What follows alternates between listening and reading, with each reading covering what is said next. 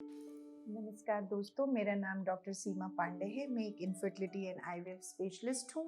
आज आपसे बात करने जा रही हूँ pre pregnancy optimisation of your health, कि आप ऐसा क्या करें कि आपके प्रेग्नेंट होने के नेचुरली या ट्रीटमेंट से, जैसी आपकी सिचुएशन है, वो चांसेस बढ़ जाए।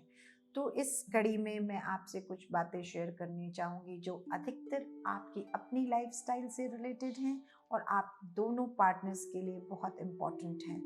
तो प्री प्रेगनेंसी ऑप्टिमाइजेशन का मतलब ये है कि आपका शरीर और आप मेंटली और फिजिकली पूरी तरह से तैयार हैं प्रेग्नेंट होने के लिए, और आपके बॉडी में जो भी चीज़ें रिक्वायर्ड हैं, आपकी हैबिट्स में, आपकी डाइट में, आपके फिटनेस में, आप वो सब कुछ कर रहे हैं। तो सबसे पहले हम प्री प्रेगनेंसी ऑप्टिमाइजेशन में लेते हैं आपका हेल्थ, जिसमें फिजिकल और मेंटल हेल्थ होता है। फिजिकल हेल्थ में आपको किसी तरह की लॉन्ग टर्म इलनेस, जैसे मैं डिस्कस करती रहती हूँ कि कुछ बीमारियाँ होती हैं जिनके ट्रीटमेंट में जो मेडिकेशंस यूज़ होते हैं आपको ठीक करने के लिए, वो आपके होने वाले बच्चे के लिए हानिकारक होते हैं। तो अब इसमें से एक बीमारी है एपिलेप्सी या झटका आना, दूसरा है हार्ट वाल्व रिप्लेसमेंट होना, और भी किसी तरह की कई सारी दवाएं हैं। अगर इनमें से कोई भी बीमारी आपको लगती है कि आपको है और आप प्रेगनेंसी प्लान करने वाले हैं, तो आपको अपने डॉक्टर से मिल करके और उन मेडिकेशंस को चेंज करवाना चाहिए, बदलवाना चाहिए, जो आपके आने वाले बच्चे के लिए सेफ हो। अगर आप डायबिटिक हैं तो आपको अपने शुगर को स्ट्रिक्टली कंट्रोल रखना चाहिए, आपको अपने डॉक्टर की हर बात माननी चाहिए। आप किसी ऐसी डायबिटिक एंटी डायबिटिक ड्रग पे हैं जो आपके बच्चे के लिए नुकसानदायक है, तो उसको चेंज कराना चाहिए। अगर आपको हाइपरटेंशन है, सिमिलरली वही आपको करना है। और याद रखिए, अधिकतर ये डिजीजेस लाइफस्टाइल रिलेटेड होती हैं, तो आपको जो मेन चीज़ ध्यान रखना है, अपने लाइफस्टाइल फैक्टर्स को। मेंटल हेल्थ का मतलब ये है कि आप मेंटली अपने साथ कितनी सिंक में हैं, कितना अपने आप से खुश हैं, संतुष्ट हैं। आपकी ज़िंदगी में बहुत सारे स्ट्रेस फैक्टर्स हो सकते हैं जिसकी वजह से आपकी मेंटल हेल्थ बिगड़ सकती है। अगर ऐसा कुछ भी है तो कोशिश करें उसको दूर करने की, चाहे वो आपकी फैमिली में बात करके हो पाए या आपके पार्टनर या स्पाउस से बात करके, अपने पति से बात करके, अगर वो ठीक हो पाए। अगर आप खुद से उसको नहीं सुधार पाते हैं तो आपको एक काउंसलर की हेल्प लेनी चाहिए प्रेगनेंसी के लिए प्लान करने से पहले, जिससे आप बेस्ट ऑफ मेंटल हेल्थ में अपनी प्रेगनेंसी को एंजॉय कर सकें। हेल्थ में, फिजिकल हेल्थ में आपका वेट आता है। आप अंडर वेट हैं तो भी अच्छा नहीं है, आप ओवर वेट हैं वो भी अच्छा नहीं है। अंडर वेट होना और ओवर वेट होना दोनों आपकी फर्टिलिटी पोटेंशियल, प्रजनन क्षमता को कम करता है। इसको जानने के लिए हम आपका बॉडी मास इंडेक्स या बीएमआई देखते हैं। अगर आपका बीएमआई 18 के नीचे है तो भी अच्छा नहीं है, अगर 25 के ऊपर है तो भी अच्छा नहीं है। तो ये आइडियल रेंज है जिसमें प्रेगनेंसी मिलने की, प्रेगनेंसी को अच्छे से कंटिन्यू करने का चांस होता है। तो अगर आप ओवरवेट हैं तो पहले कोशिश कीजिए कि आप उस वेट को अपने तरीके से या किसी एक्सपर्ट से मिल करके कम करके हेल्दी वेट रेंज में आ जाए। क्योंकि ये सिर्फ प्रेग्नेंट होना इम्पॉर्टेंट नहीं है, प्रेगनेंसी को पीसफुली हेल्दी वे में कंटिन्यू करना, 9 महीना किसी कोमॉर्बिडिटी या बीमारी से शिकार ना होना। जैसे ये देखा गया है कि जो महिलाएं बहुत मोटी होती हैं, प्रेग्नेंट हो जाती हैं, तो वेट रिलेटेड इश्यूज उनके आ जाते हैं, उनके अंदर जेस्टेशनल डायबिटीज़ होने के चांसेस बढ़ जाते हैं, उनके बच्चे में intrauterine growth retardation, pre term delivery और ये सारे कॉम्प्लिकेशन, प्रेगनेंसी इंड्यूस हाइपरटेंशन वगैरह होने के चांसेस बढ़ जाते हैं। और मोटा मोटा आप सोचिए कि आपका वेट और आपके बच्चे का वेट लेके आपकी बॉडी का वेट इतना ज़्यादा हो जाता है, स्पेशली पेट का, वो आपके लंग्स को दबाने लगता है, आपको सांस लेने में दिक्कत होने लगती है, बहुत सारे और चीज़ें आती हैं, आपकी डिलीवरी डिफ़िकल्ट हो जाती है, आपका अगर सिजेरियन सेक्शन करना पड़ता है वो बाकी लोगों से ज़्यादा हो जाता है, आपके कॉम्प्लिकेटेड हो जाता है, थ्रोम्बोएम्बोलिज्म के चांसेस बढ़ जाते हैं। तो इसलिए अगर आप ओवरवेट है तो प्रेगनेंसी प्लान करने के पहले आप आइडियल बॉडी वेट रेंज में आ जाएं। एक बार में 20 या 25 किलो घटाने की कोशिश ना करें, 5% से 10% का टारगेट लेके चलें।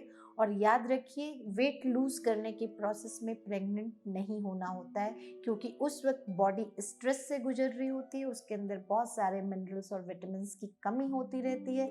तो उसके सप्लीमेंट्स लेना ना भूलें अगर वो डाइट से कंप्लीट नहीं हो पा रहा है। इसी तरह अगर आप अंडरवेट हैं तो अपने खाने में प्रोटीन, फैट, कार्बोहाइड्रेट की मात्रा बढ़ाएं। थोड़ा सा घी, सत्तू चने का मिला के खा सकते हैं, दूध, केला खा सकते हैं, कुछ प्रोटीन लीजिए, किसी भी तरह से अपनी डाइट रिच कीजिए जिससे आप 18 टू 23 के रेंज में आ जाएं बीएमआई के। तो आप अच्छे से अपनी प्रेगनेंसी को कंटिन्यू कर पाएंगे। लाइफस्टाइल में दूसरी चीज़ आती है एक्सरसाइज। आजकल हमारा दिनचर्या इतनी आसान हो चुकी है, रोज़ नए गैजेट्स आते रहते हैं जिसके माध्यम से हमारी घर की सफाई, कपड़े धोना, खाना बनाना, बर्तन धोना, सब कुछ बहुत इजी हो गया है।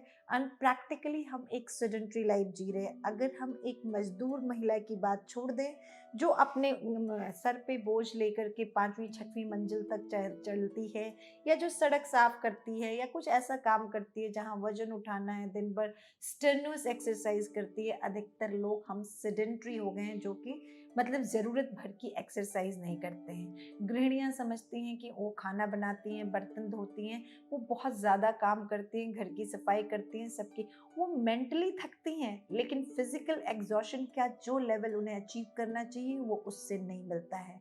तो आपको हेल्दी रहने के लिए, अपना हेल्दी वेट मेंटेन करने के लिए रेगुलर एक्सरसाइज करना बहुत ज़रूरी है। वो एक्सरसाइज बेस्ट होता है वॉकिंग। आधा घंटा से 40-45 मिनट आप वॉक करें तेज कदमों से, चाहे छत पे, आंगन में, सड़क पे, इससे कोई फर्क नहीं पड़ता है। घर का झाड़ू पोछा बेस्ट एक्सरसाइज होता है, क्योंकि पेट की चर्बी सारी बीमारियों की जड़ है। तो अगर आपकी पेट की चर्बी हटाना है तो आप अपने घर की झाड़ू पोछा 2 से 3 बार करें, ओवर एंथुजियास्टिकली करें, भले उसके बाद आप रेस्ट ले लें। तीसरे नंबर पे आपका डाइट आता है। आप अपनी डाइट को, आपकी बॉडी को प्रिपेयर करना है प्रेगनेंसी के लिए। ये बच्चा जो आपके पेट में आने वाला है, ये आपसे प्रोटीन लेने वाला है, मिनरल्स लेने वाला है, विटामिन्स लेने वाला है, कार्बोहाइड्रेट्स ऑब्वियसली। तो आप अपनी डाइट को रिच करें प्रोटीन में, ग्रीन लीफी वेजिटेबल्स में, immunity booster kind of food जैसे होता है। मैं अभी बात कर रही थी सीजनल वेजिटेबल्स की, स्प्रिंग अनियन है जो हरी प्याज, या मेथी का साग है, ये बहुत अच्छे इम्यूनिटी बूस्टर होते हैं। आप प्रोटीन पाउडर लीजिए अपने खाने से, कार्बोहाइड्रेट थोड़ा सा कम करके रोटी चावल की मात्रा, दाल की मात्रा बढ़ा दीजिए, दूध की मात्रा बढ़ा दीजिए, दही की मात्रा बढ़ा दीजिए, पनीर की मात्रा बढ़ा दीजिए। वो लोग जिनको एक स्पेसिफिक इंस्ट्रक्शन है उन चीज़ों को ना खाने का, वो अपने डॉक्टर से पूछ लें। रोज़ कोशिश कीजिए कि 2 सीजनल फ्रूट आप खा सकें, अच्छे से सैलड खाएं, और कोई ना कोई हरी साग सब्जी बनाएं, दाल में साग डाल दें या साग अलग से तैयार करें, जैसे आपको खाना हो। और रॉ खाने की कोशिश करें, ग्रीन एंड लीफी चीज़ों को, सैलड को, फ्रूट्स को। ये सारी चीज़ें आपको लॉन्ग रन में इफ़ेक्टिव होंगी। ये आपको विटामिन बी कॉम्प्लेक्स देंगी, फॉलिक एसिड देंगी, जिसके सप्लीमेंट की हमें ज़रूरत होती है। एंड ऑब्वियसली आपको फॉलिक एसिड सप्लीमेंटेशन पे तो जाना ही जाना है। और ये सारी डाइटरी एंड एक्सरसाइज की चीज़ें, या जो मैं बता रही हूँ, जो आपके मेंस्ट्रुएशन से रिलेटेड नहीं है, ये आप पति पत्नी दोनों पर लागू होती हैं। तो याद रखिए कि आप दोनों मिल के ये करेंगे तो आप एक दूसरे के लिए बूस्टअप होंगे, आप एक दूसरे के लिए एक स्टिमुलेशन होंगे करने का, और उसका रिजल्ट ज़्यादा अच्छा होगा। वो दंपति जिनमें पति या पत्नी या दोनों लोग ड्रिंक करते हैं, रोज़ 2 पैक से ज़्यादा ड्रिंक करते हैं, उन्हें अपने ड्रिंकिंग बंद करना चाहिए, या अगर हो सके तो बंद कर दें, नहीं तो कम कर लें, जितना ज़्यादा कम कर सकते हैं। अगर आप में से कोई भी स्मोक करता है तो आपको स्मोकिंग बंद करना चाहिए। अगर कोई भी किसी तरह का मैरिजुआना, भांग, गांजा, चरस टाइप की दवाएं लेता है तो उसको एकदम बंद कर देना चाहिए, क्योंकि इन चीज़ों का आपके आने वाले बच्चे के सेहत पे असर पड़ता है। अगर कोई स्मोक करता है तो उसकी फर्टिलिटी पोटेंशियल कम हो जाती है, उसको मेनोपॉज बाकी लोगों के कंपैरिजन में 2-3 साल पहले आ जाता है अगर आप 20 सिगरेट से ज़्यादा रोज पी रहे हैं। और आपके बच्चे की ग्रोथ कमज़ोर होती है, आपका बच्चा कमज़ोर पैदा होता है, समय से पहले पैदा हो सकता है, आपका जो प्लेसेंटा या खेड़ी है वो नीचे हो सकता है, वो अचानक से फट सकता है, बहुत सारे कॉम्प्लिकेशन हैं। इसी तरह से जो लोग ज़्यादा ड्रिंक करते हैं उनके बच्चों में फीटल अल्कोहल सिंड्रोम हो जाता है, जो बच्चे के लिए अच्छा नहीं होता है, उसके लिवर किडनी पे असर डालता है। तो इन सारी चीज़ों से आपको बचना है। उसके बाद जब आप प्रेगनेंसी प्लान कर रही हैं तो आपको एक बार अपने डॉक्टर से मिलना चाहिए। अगर आपकी फैमिली में किसी भी तरह की जेनेटिक डिजीज़ जैसे thalassaemia, haemophilia, cystic fibrosis European countries में एक बहुत कॉमन डिजीज़ है जो फैमिलीज़ में रन करती है। तो अगर ऐसी कोई बीमारी है जो आपकी फैमिली में या आपके बच्चे प्रीवियस किसी बच्चे में है और आप दोबारा प्रेगनेंसी ट्राई करना चाहते हैं, तो प्रेगनेंसी ट्राई करने के मिनिमम 3 महीने पहले आप अपने ऑब्स्टेट्रिशियन गायनेकोलॉजिस्ट से मिलें, उसको ये हिस्ट्री बताएं और उसको कुछ पता करें कि इस बीमारी को अभी हमको अपने अंदर भी चेकअप कराना है किसी जेनेटिक टेस्टिंग के द्वारा, या कोई सप्लीमेंटेशन खाना है, या क्या हमारा कोर्स ऑफ एक्शन रहेगा जब हम एक बार प्रेग्नेंट हो जाएंगे। अगर आपको थायराइड है, हाइपो या हाइपरथायराइडिज्म है, तो आप उसको करेक्ट लेवल पे रखिए। याद रखिए कि आपका TSH लेवल 2.5 इंटरनेशनल यूनिट के ऊपर अगर जाता है तो वो हम अच्छा नहीं मानते हैं। कोई भी कंट्रोल 1 से 2.5 के बीच बेस्ट होता है जब आप प्रेग्नेंट हैं या प्रेगनेंसी प्लान कर रही हैं। उसके अलावा कुछ बीमारियों के टीके होते हैं, जैसे आप किसी ऐसे जोन में हैं जहाँ येलो फीवर होता है, आप कब वैक्सीनेट हुई थी, रुबेला का वैक्सीन, हेपेटाइटिस का वैक्सीन, जो भी वैक्सीन है। और ध्यान रखिए कि वैक्सीन लगाने के तुरंत बाद प्रेग्नेंट मत होइए, कम से कम 2 से 3 महीने का गैप दीजिए। और अपने डॉक्टर से अगर आप पहली बार प्रेगनेंसी तैयारी कर रही हैं तो आपको जानने की ज़रूरत है फ्रीक्वेंसी ऑफ इंटरकोर्स क्या होना चाहिए, आपका फर्टाइल विंडो क्या है, और आपको ओवुलेशन होता है कि नहीं होता है। बहुत सारी महिलाओं ने मेरे से ये क्वेश्चन किया कि मैडम क्या जिस वक्त ओवुलेशन होता है उस वक्त हमको दिन में 3-4 बार फिजिकल कांटेक्ट बनाना चाहिए? ऐसा बिल्कुल भी नहीं है। आपके शरीर में जो अंडा निकलता है फॉलिकल को रप्चर करके, उसकी लाइफ ट्यूब के अंदर 24 घंटे होती है, लेकिन जो स्पर्म वहाँ पहुँचता है उसकी लाइफ 3 से 5 दिन होती है। तो हमें ये कोशिश करना चाहिए कि ओवुलेशन के पहले आप ज़रूर साथ रहें, और चूंकि 3 से 5 दिन स्पर्म की लाइफ है तो आप 2 दिन 3 दिन पे भी साथ रहते हैं, रोज एक बार रहते हैं, उतना सफिशिएंट है। आपको वो चीज़ ओवर करने की ज़रूरत नहीं है जस्ट इसलिए कि आपको बच्चा चाहिए। सिमिलरली आपको सिर्फ फर्टाइल विंडो में नहीं साथ रहना है, पूरे महीने एक एक 2-2 दिन छोड़ करके आप अगर रेगुलरली कांटेक्ट बनाते हैं तो वो हेल्दी होता है, उससे किसी तरह का स्ट्रेस नहीं होता है, बराबर इजैकुलेशन होने से स्पर्म की क्वालिटी अच्छी रहती है, और ओवुलेशन के टाइम में आपको अच्छा स्पर्म मिलता है। फर्टाइल विंडो हम उस टाइम को कहते हैं 24 से 36 घंटे पहले से लेकर के 20 घंटे बाद तक का, जिस वक्त ये अंडा उस फॉलिकल से रिलीज होता है ओवुलेशन के टाइम पे।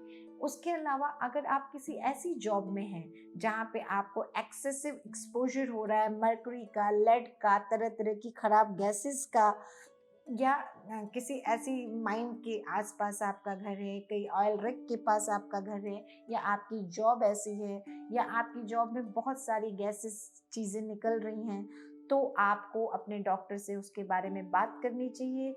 और कभी कभी डॉक्टर आपको कुछ दिनों की छुट्टी लेने के लिए भी कह सकते हैं अपने जॉब से, अगर वो एक्सपोजर लेवल बहुत ज़्यादा हो रहा है, lead, sulphur, carbon monoxide and mercury एंड ये सारी चीज़ें ऐसी हैं। जैसे ब्यूटी पार्लर में लगातार गैसेस निकलती रहती हैं, वो हेयर कलर की होती हैं, तरह तरह के हेयर ट्रीटमेंट की होती हैं, तो इन सब चीज़ों के बारे में आपको अपने डॉक्टर से डिस्कस करना चाहिए। आपके हस्बैंड वाइफ के बीच में किसी तरह का तनाव तो नहीं चल रहा है, किसी तरह का डोमेस्टिक वायलेंस या अब्यूज़ आपके साथ नहीं है, उसके साथ आपको उस इशू को बिना सॉर्ट आउट किए आपको प्रेगनेंसी रखने की बिल्कुल भी ज़रूरत नहीं है। उसके बाद क्या विटामिन्स और मिनरल्स हैं जो आपकी डाइट में कम हैं, आपको लेना चाहिए, इसके बारे में भी बात करनी चाहिए आपको अपने डॉक्टर से। तो फॉलिक एसिड सप्लीमेंटेशन 0.4 मिलीग्राम हर महिला को जब से वो प्रेगनेंसी प्लान करती है से लेके 3 महीने प्रेगनेंसी होने के बाद तक लेना रेकमेंड किया जाता है। ये बच्चों में होने वाले बहुत तरह की एनोमलीज जैसे न्यूरल ट्यूब डिफेक्ट है, स्पाइना बाइफिडा, मेनिंगोसील, एनेनकेफली, इसको प्रिवेंट करती है। होमोसिस्टीन नाम का एक केमिकल होता है हमारी बॉडी में, उसका मेटाबॉलिज्म बहुत इंपॉर्टेंट होता है, उसको रेगुलेट करती है ये फॉलिक एसिड। तो ये खाने से इस तरह की बहुत सारी बीमारियों से हम बचते हैं। बाकी बहुत सारे माइक्रोन्यूट्रिएंट्स हैं, वो जो सब फर्टाइल लोग हैं जिनको प्रेगनेंसी चाह के भी नहीं मिल रही है, वो हस्बैंड वाइफ को हम एंटीऑक्सीडेंट पे रखते हैं, मल्टीविटामिन्स पे रखते हैं। कुछ महिलाएं जिनकी यंग एज में प्रजनन क्षमता कम होने लगती है, उनको हम DHEA नाम की एक दवा पे भी रखते हैं। वो एक हार्मोन होता है जो आपके अंदर जो अंडे हैं जो उनको सेंसिटाइज करता है उन दवाओं के प्रति जो हम आगे यूज़ करके आपको प्रेग्नेंट करने वाले हैं। तो चाहे वो नेचुरल प्रेगनेंसी के लिए आप तैयार हो रहे हो, चाहे आपको IUI कराना है या IVF कराना है, अपने हेल्थ के इन सारे एस्पेक्ट्स को आपको पहले से ऑप्टिमाइज करके रखना है। ये नहीं कि आज आपने डिसाइड कर लिया कि आज मुझे IUI कराना है और उसी दिन से सारा काम एक साथ शुरू कर दिया। अगर आप ऐसा करते हैं या IVF के लिए जा रहे हैं और ऐसा करते हैं, तो ऐसे में आपके रिजल्ट्स के कॉम्प्रोमाइज होने के चांसेस रहते हैं। या अगर आप प्रेग्नेंट हो जाते हैं तो आपकी प्रेगनेंसी उतनी अनइवेंटफुल नहीं होती है, उसमें कई सारे प्रॉब्लम्स आ सकती हैं। अगर आपको ब्लड की कमी है, आप एनीमिक हैं, तो प्रेगनेंसी में बच्चा आपसे आयरन लेता रहता है तो आप और ज़्यादा एनीमिक हो जाती हैं और बच्चे को ठीक से कैरी करने की हालत में नहीं होती हैं। तो आपको कभी भी प्रेगनेंसी प्लान कर रहे हैं, चाहे नेचुरल चाहे assisted reproduction with help of tablets, IUI और IVF, कुछ भी करने से पहले आपको ऑप्टिमाइजेशन करना है अपनी फिजिकल और मेंटल वेलबीइंग का, हेल्थ का। आपको अच्छा खाना है, अच्छा सोचना है और अच्छे से एक्सरसाइज करना है। वो कपल्स जिनको सब फर्टिलिटी है, इनफर्टिलिटी है, बहुत ज़्यादा स्ट्रेस से गुजर रहे हैं, उनको कंटिन्यूसली मैं सलाह देती हूँ कुछ मेडिटेशन करने की। योग निद्रा एक बहुत अच्छा मेडिटेशन है। कुछ योगाज हैं जो फर्टिलिटी रिलेटेड, जिससे कि आपकी फर्टिलिटी बूस्टअप होती है। कुछ में प्राणायाम है। ये सब करके आप अपनी लाइफस्टाइल 50% आप जो खाते हैं, जैसे रहते हैं, वैसे आपका सब कुछ होता है। इस पे यकीन करते हुए इस ऑप्टिमाइजेशन पे अगर हम ध्यान दें तो आपको जल्दी जल्दी डॉक्टर के पास जाने की ज़रूरत नहीं होगी। आप हो सकता है नेचुरली कंसीव कर लें। अगर आप नेचुरली कंसीव नहीं कर पा रहे हैं, अगर आपको डॉक्टर के हेल्प की ज़रूरत है, तो ये एक्स्ट्रा टाइम इन चीज़ों को ठीक करने में वेस्ट नहीं होगा। तो आज के लिए इतना ही। मुझे उम्मीद है कि आपको ये वीडियो मेरा पसंद आया होगा। अगर पसंद आया हो तो इसको शेयर करना ना भूलें अपने दोस्तों के साथ, अपनी फैमिली के साथ। And please like my channel so that जब भी मेरा कोई नया वीडियो आता है तो उसका नोटिफिकेशन आपको मिल जाएगा। आज के लिए इतना ही। Thank you. Take very good care of yourself. Bye bye.